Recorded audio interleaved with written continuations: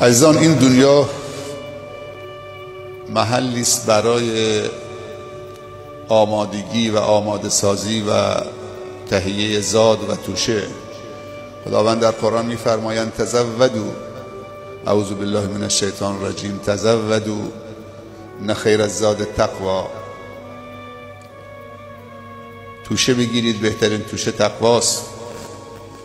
و علما میگن اگر تصور میشد که انسان‌ها اونهایی که مردن چند ثانیه به اونها فرصت میدادن که سرشون از قبر بالا بیارن و یک حرف به زندگان روی زمین